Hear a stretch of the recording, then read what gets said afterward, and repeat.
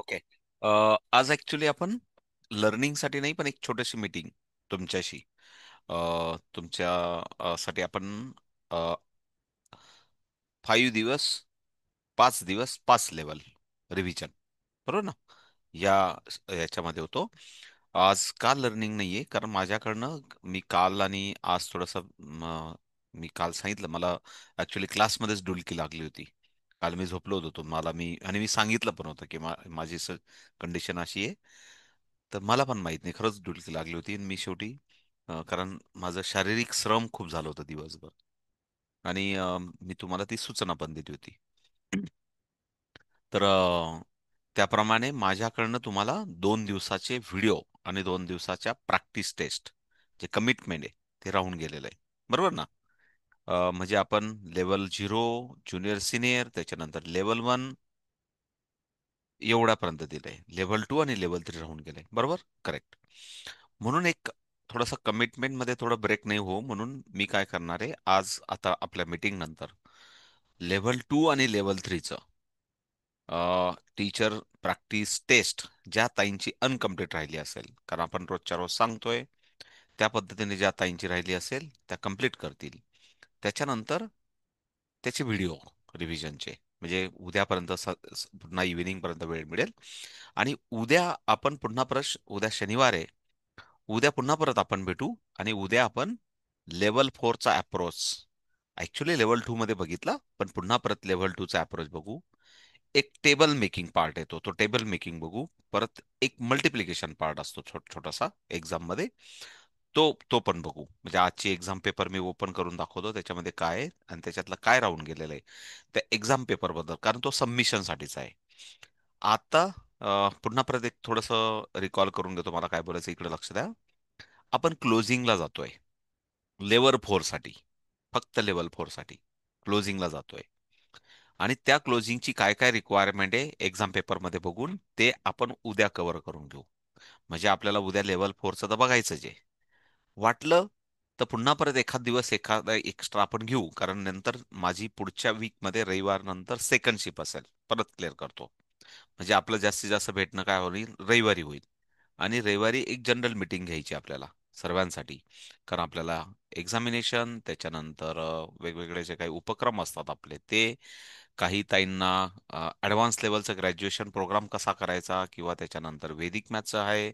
अशा बऱ्याच इनिशिएटिव्ह आहेत, त्या सर्वांचा एक आपल्याला प्रोग्राम ऑर्गनाईज करायचा आहे. त्याच्यानंतर त्याच्यासाठी हॉल, त्याच्यानंतर एवढं सर्व मॅनेजमेंट ठरलेल्या टास्कमध्ये एकदम अप्रतिम. नंतर तो प्रोग्राम झाल्यानंतर आपल्याला प्रत्येकाला वाटलं पाहिजे दिस इज अ वाव.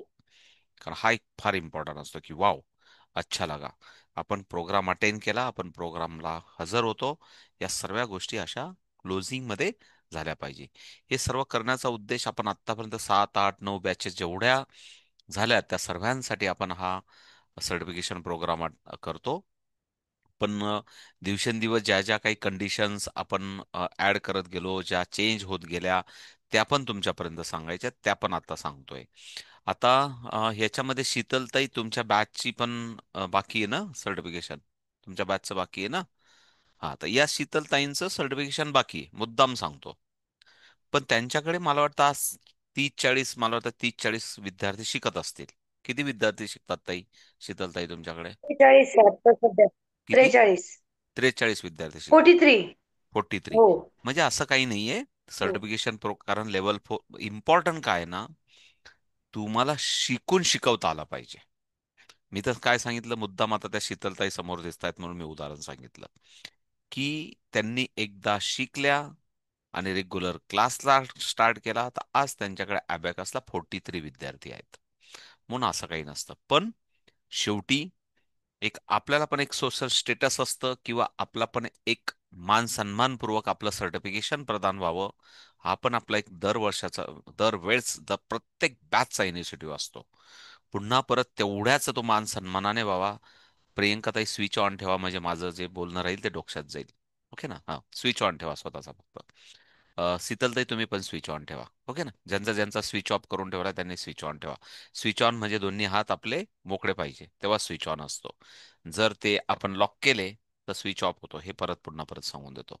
ओके ना, किंवा ते अशा पोझिशनमध्ये पाहिजे, अशा पोझिशनमध्ये पाहिजे, अशा पोझिशनमध्ये पाहिजे, तर स्विच ऑन असतो, हे लक्षात राहू द्या. सो व्हॉट आय से, की आपण एक क्लोजिंगला जातोय. त्या क्लोजिंगसाठी आजचा एक नवीन टीचरांसाठी डिस्कशन पॉइंट होता. म्हणजे मला काय सांगायचं की आज कदाचित सुट्टी होती, माझ्याकडनं चुकलं, ते काल दिलं गेलं पाहिजे होतं. ते पुन्हा परत तुम्हाला आज प्रिंट करता आली असती, पण काही हरकत नाही. उद्या परवा 2 दिवस सुट्टी आहेत. याचं सबमिशन डेट ती पण आपल्याला फायनल करायची आहे. म्हणजे एकदाच ठरलं मी, it is a benchmarking system. म्हणजे याच्यात काही कॉपी वगैरे प्रकार नाहीये. प्रत्येक जण आपापल्या पद्धतीने पेपर सोडवेल. एक दिवस जो आता ठरेल, थोड्या वेळाने 15 मिनिटामध्ये जो ठरेल, त्या दिवशी सर्वजण पेपर सबमिट करतील. आणि त्याच्यासाठी काही अजून 2 अटी आहेत, त्या पण सांगतो मी. मला फोटो हवा आहे, त्याच्यानंतर स्क्रीनशॉट हवा आहे, ते सर्व सांगतो. म्हणजे खऱ्या अर्थाने शीतलताई आणि जाधव सर, तुमच्या पण बॅचचं बाकी, त्या ताईन पण मला पाहिजे होत्या. आता त्या ताई नाही आहेत, त्याच्यामुळे त्यांचं पेंडिंग राहून गेलंय. कारण काही गोष्टी म्हणतात ना, की सर्वे पाहिजे होते मला. पण मला माहित नाही आता त्यातले कोण ऍक्टिव्ह कोण नॉन ऍक्टिव्ह. म्हणून आपल्याला कॉमन एक, उद्या परत वेळ भेटला तर मी कधीतरी प्लान करेल आणि त्या सर्वांना रिकॉल करेल, पर्सनल रिकॉल करेल.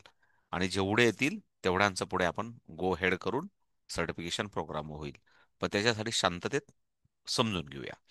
सो पहिला, इकडे लक्ष द्या. पहिला, हा काही उद्या परवाचा जो क्लास असेल तो काही शेवटचा क्लास नाहीये. अनंत काळासाठी तुम्ही मेंबर झाल्यात की तुम्ही पाहिजे तेव्हा, पाहिजे जेवढ्यांदा हवाय तेवढ्यांदा तुम्ही क्लास अटेंड करू शकतात. पहिली अट सांगतो. ओके ना. म्हणून हे काय, आता शिकवलं मग पुन्हा परत शिकवणार नाही. मला एक्सलन्स व्हायचं असेल, एक्सपर्ट व्हायचं असेल, तर मी उरत सांगेल की जेवढं जास्तीत जास्त वेळा तुम्हाला क्लास अटेंड करता येईल तेवढ्यांदा अटेंड करा. मी पुन्हा पुन्हा तेच बोलणार आहे. काही वेळा असं होईल की तुम्हाला, जसं मी आता सांगितलं की 29 -22 -5 +4 अगेन +4 +20 अगेन +20, आन्सर इज ते करण्यासाठी दिलं होतं. मी काय फक्त बडबड करत होतो? Answer is ready for the calculation. Me repeat करण्याचा प्रयत्न करतो सम. मला माहित नाही तेच माझ्या मेमरी समोर येईल की नाही, कारण मी इरेज करत असतो. एवढा लोड नाही ठेवायचा डोक्यावर.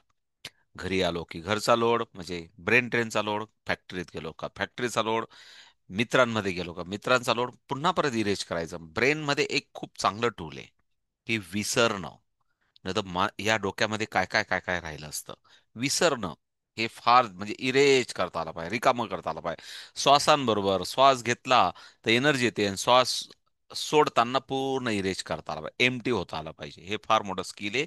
आणि मी स्वतःला खूप नशिबान समजतो की मी प्रत्येक वेळेस जेव्हा जेव्हा डोळे लावतो आणि जेव्हा जेव्हा ठरवतो की वाव बघा मी आता पूर्ण रिक्त झालो, माझ्याकडे जो पेन होता, माझ्याकडे जी काही विचारांचं वलय होतं, ते मी अक्षरशः माझ्या श्वासांबरोबर मी एमटी करून घेतो.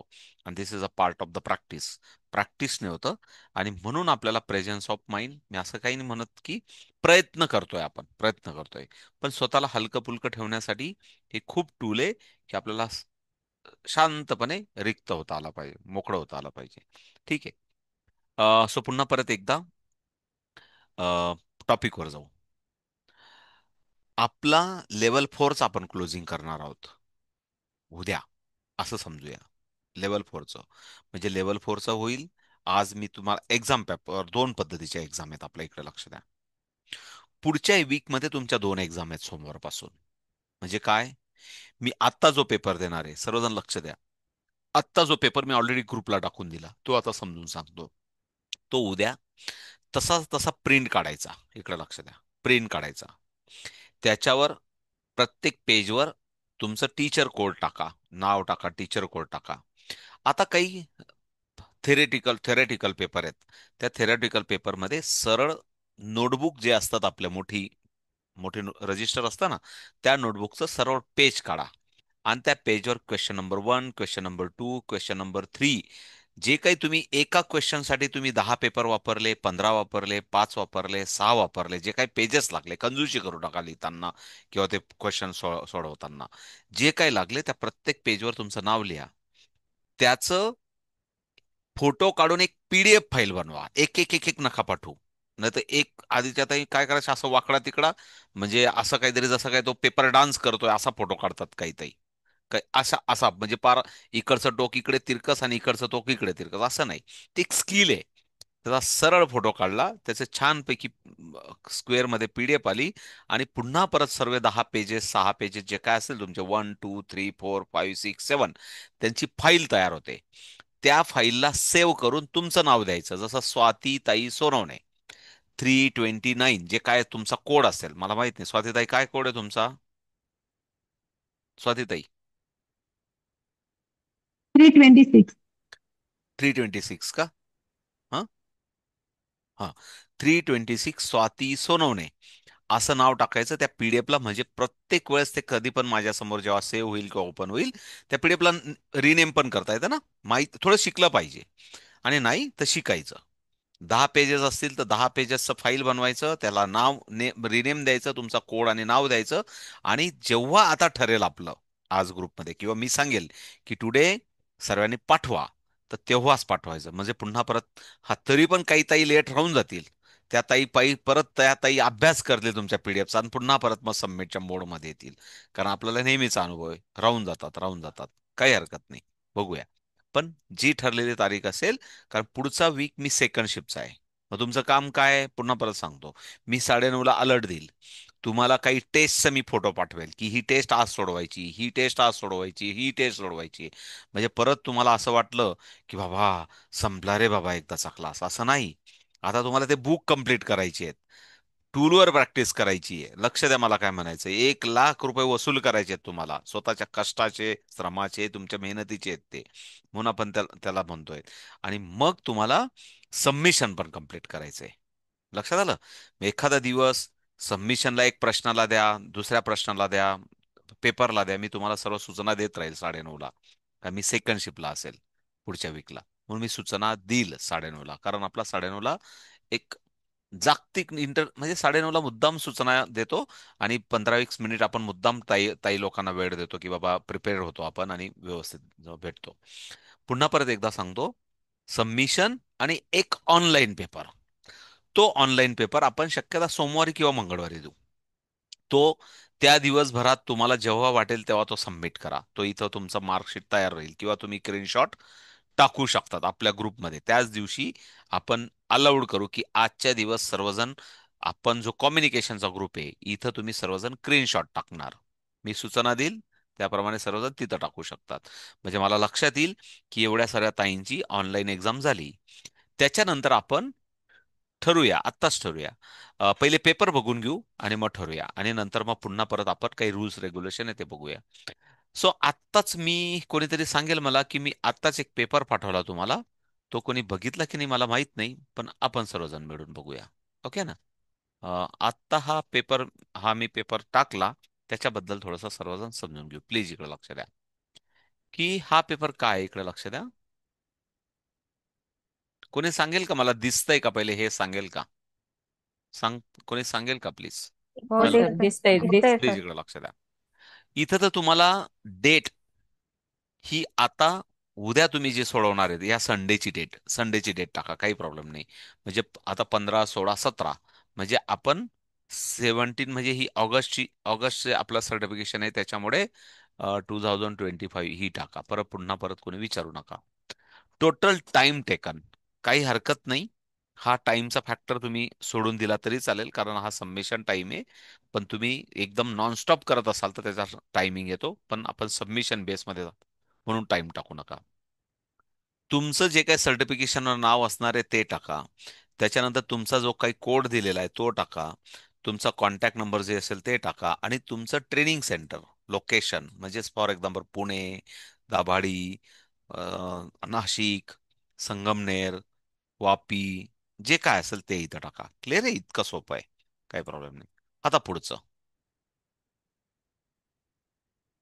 हे 4 प्रश्नांबद्दल मला बोलायचं, इकडे लक्ष द्या. हा 5वा प्रश्न इथंच होणार आहे तुमचा, इथंच होऊन जाणार आहे, या पेपरवर होणार आहे.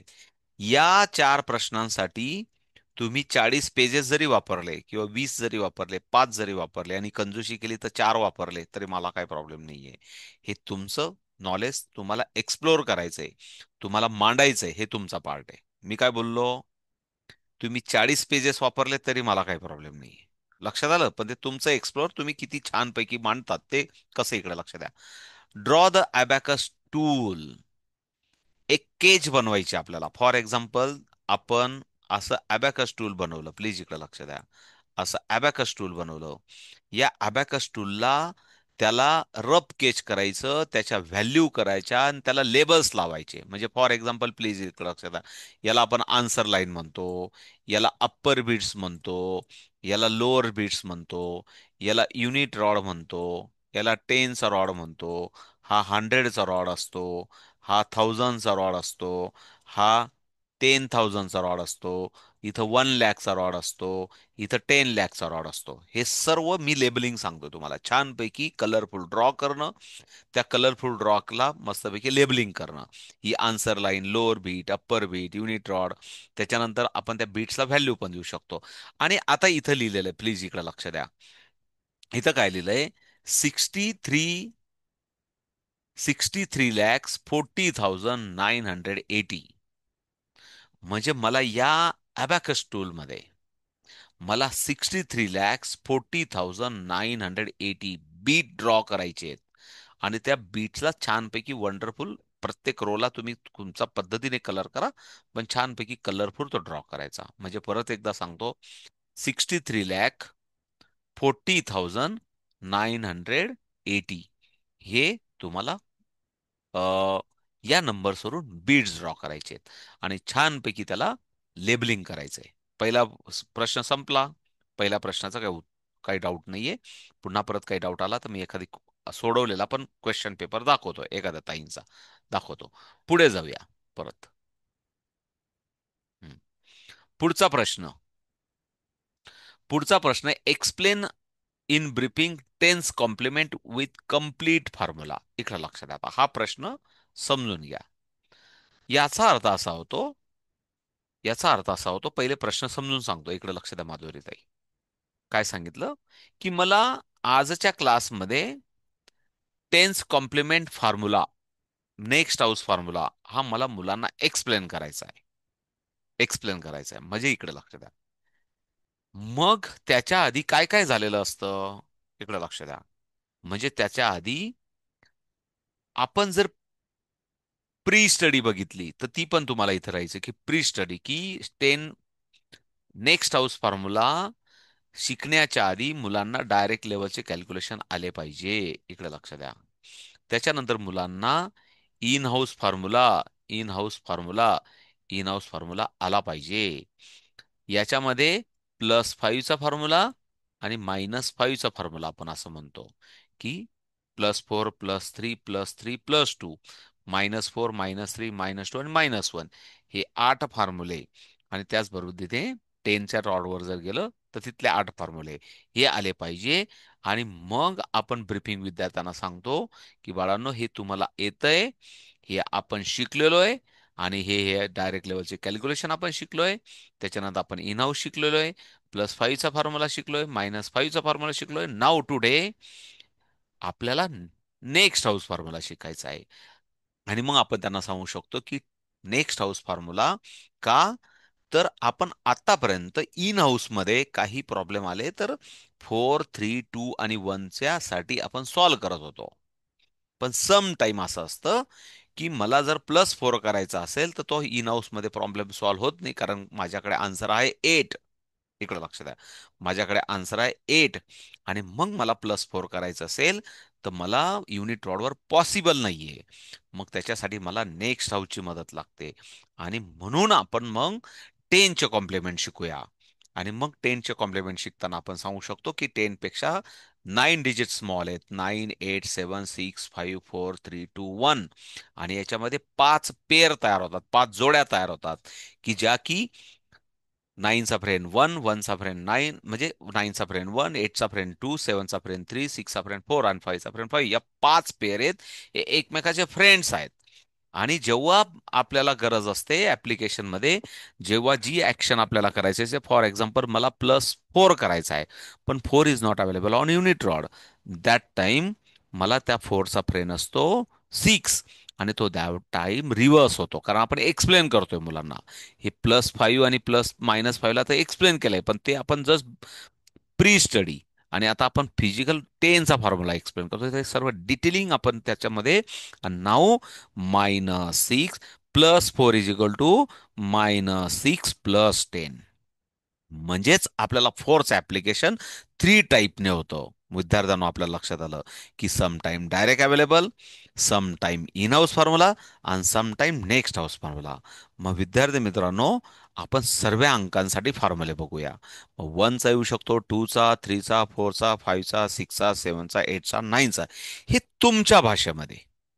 लक्षात आलं? तुम्हाला लिहायचंय.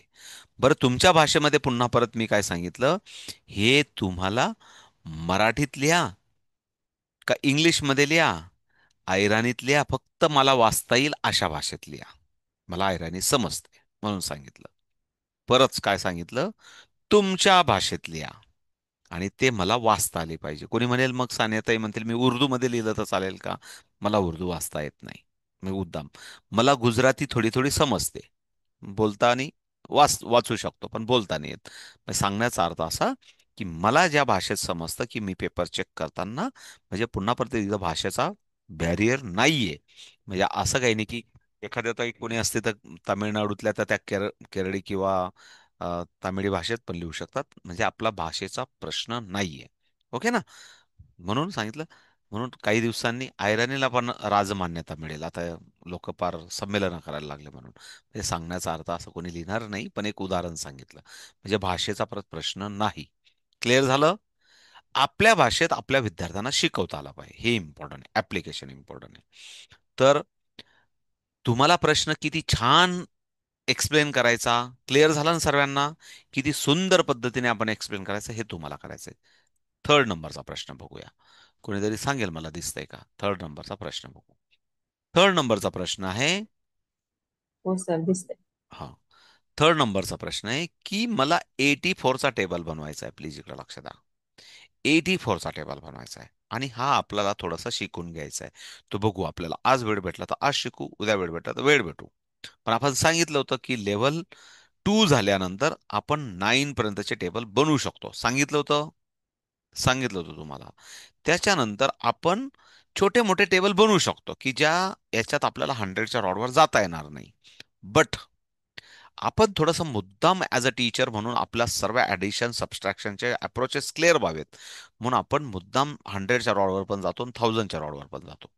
आणि मग जर 84चा टेबल बनवायचा असेल ॲडिशन मेथडने, तर ॲडिशन मेथडने करताना आपल्याला बनवता येईल. पण ते प्रत्येक स्टेपमध्ये मला समजून सांगता आलं पाहिजे, त्याचं पण सांगतोय मी तुम्हाला कसं समजून सांगायचं. त्याचा मी एक त्याचा एक टेम्पलेट पण टाकून देतो ग्रुपमध्ये की कशा पद्धतीने तो एक्सप्लेन केला आहे. म्हणजे मला 84 आला तर डायरेक्ट अवेलेबल, मग आपण लिहू शकतो की 84 is direct available, answer is 84. करा सर्वजण 84. आता पुन्हा परत आपण सांगू शकतो की अगेन 84 सेकंड स्टेप. आता 80 is not available on tense rod, मग आपण लिहिणार +80 is equal to next house formula असं लिहायचं. आणि मग नेक्स्ट हाऊस फॉर्म्युलाच्या पुढे लिहिणार -20 +100, -20 +100. आणि 4 साठी इन हाऊस फॉर्म्युला, म्हणून +4 इज इक्वल टू -1 +5. आपण असं सांगू शकतो. लक्षात आलं? म्हणून आन्सर इज द 168. लक्षात द्या, 168. पुन्हा परत 84. आता 80 10च्या रॉडवर अवेलेबल नाही म्हणून आपण 80 साठी काय सांगणार? कॉम्बिनेशन. आपल्याला लक्षात आला पाहिजे कॉम्बिनेशन. आणि म्हणून +80 इज इक्वल टू, आपण असं लिहिणार -20 -20 +100. आता -20ला पुन्हा परत खाली लिहायचं, मग कॉम्बिनेशन -20 इज इक्वल टू -20 +30 -50. हा झाला -20 साठी. लक्षात आलं? -20. आणि आपण +100चा तो फॉर्म्युला तो लिहिलेला आहे, प्लस प्लस 80चा. आणि पुन्हा परत +4 साठी next house formula, +4 is equal to -6 +10. आणि पुन्हा परत खाली लिहायचं की +10 साठी -40 +50. म्हणून आन्सर इज द 250 टू. लक्षात आलं? 252 असं डिटेलिंग ते देतो, मी तुम्हाला दाखवतो. पण एक जसं समजून सांगितलं.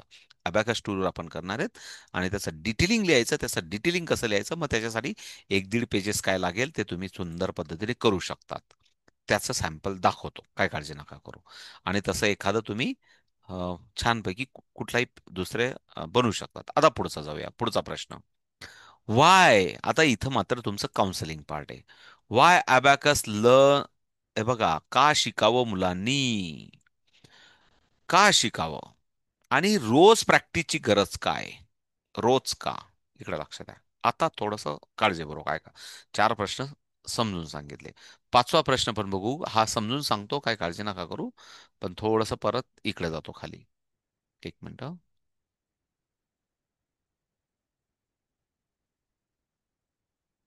हा, प्लीज इकडे लक्षात द्या. इकडे लक्षात द्या. आता याच्या व्हॅल्यूज लिहायच्या. आता हे सोपं आहे, व्हॅल्यूज लिहायच्या, सोपं आहे. काही प्रॉब्लेम नाही. हा इथल्या इथं सॉल्व्ह होईल. आणि हा जो पेपर आहे हा पण तुमचा सॉल्व्ह होईल.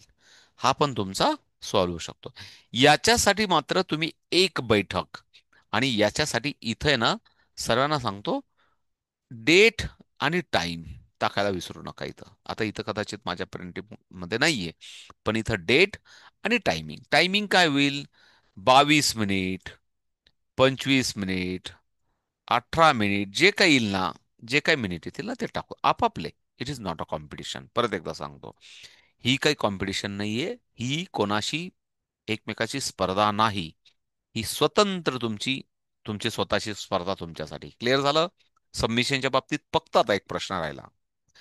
मुलांनी अबॅकस का शिकावं आणि रोज प्रॅक्टिस का करावी? त्या प्रश्नाचे दोन. आता इकडे लक्ष द्या.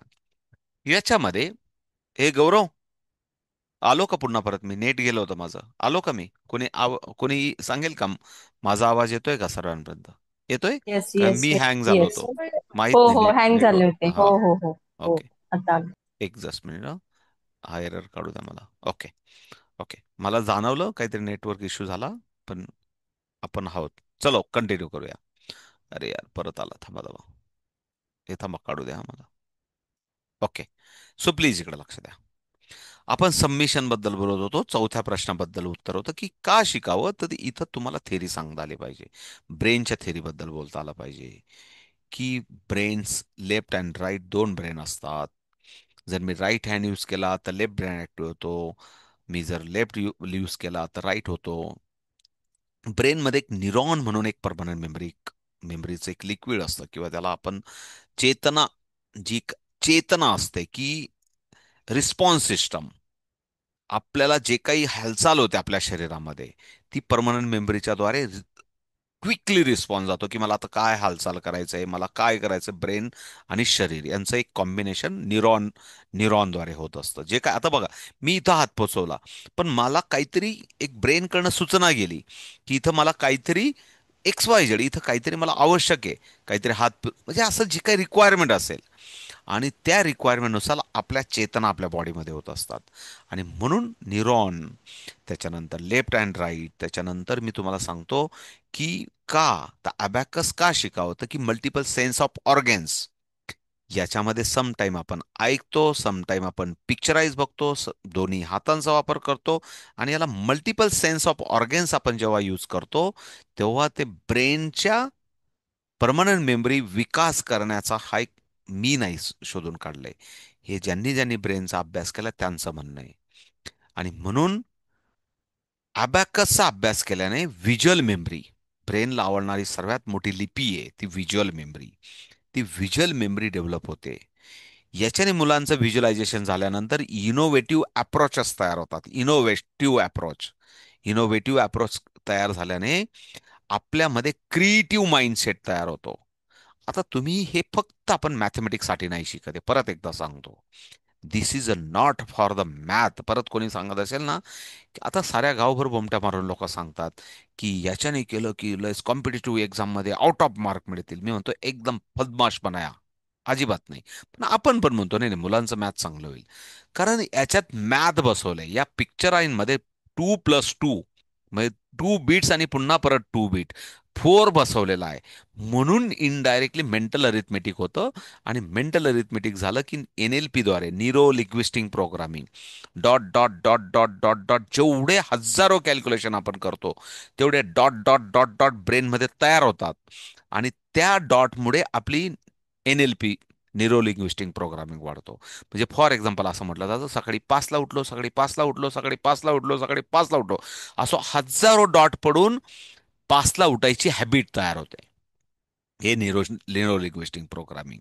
आणि पुन्हा परत जर तुम्ही 1000 दिवसानंतर 10 दिवसाचा गॅप टाकला, तर ब्रेन काय करतं, ते 1000 दिवसाची मेमरी काय करतं, इरेज करून टाकतं. पुन्हा परत डॉट डॉट डॉट डॉट सुरू करावं लागतं. It is a fact. परत एकदा सांगतो, लगेच मी काय सांगितलं, 10 दिवसात तुमच्या करोडो, 10 करोड, 20 करोड पाहुणे तुमच्या घरात नवीन आले. श्वासांमधून, तुमच्या अन्नांमधून जे आपण इनटेक करतो त्याच्यामधून पेशी, नवचेतना आपल्या शरीरात येते. आणि परत ते काय म्हणतात, घरचा मालक लय भारी, घरचा मालक लय भारी, मस्तपैकी आराम करा, सकाळी 7ला उठला, 11ला उठला, 12ला उठा, टेन्शन नाही लेणे का. त्यांना सवय अशी लागते.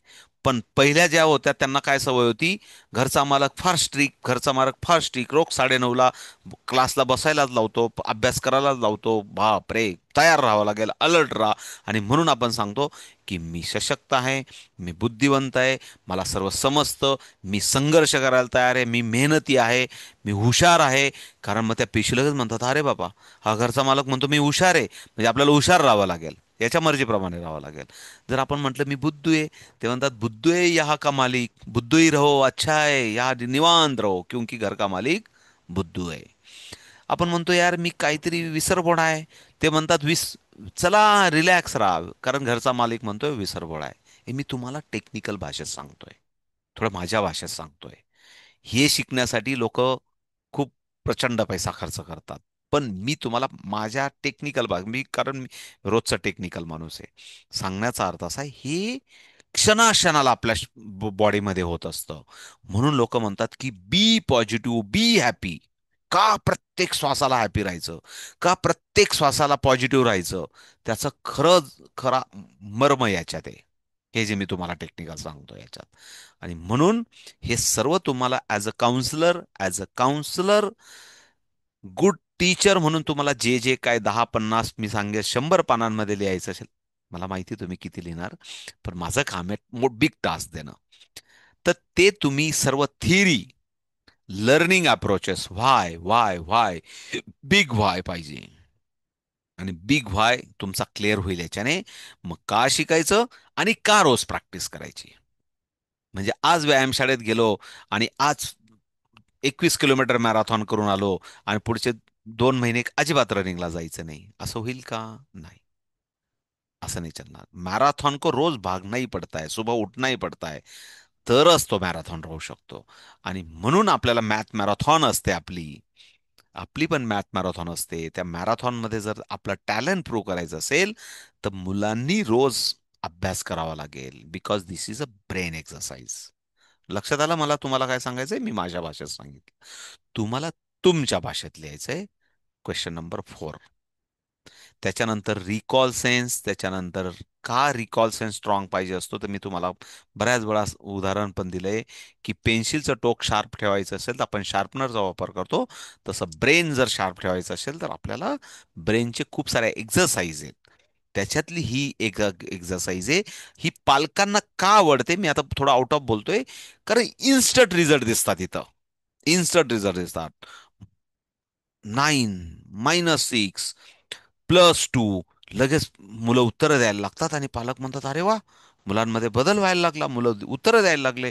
आणि मग इन्स्टंट रिझल्ट दिसल्यामुळे पालक आणि आपलं रिलेशन तयार होतं, किंवा विद्यार्थ्यांमध्ये ती आवड तयार होते.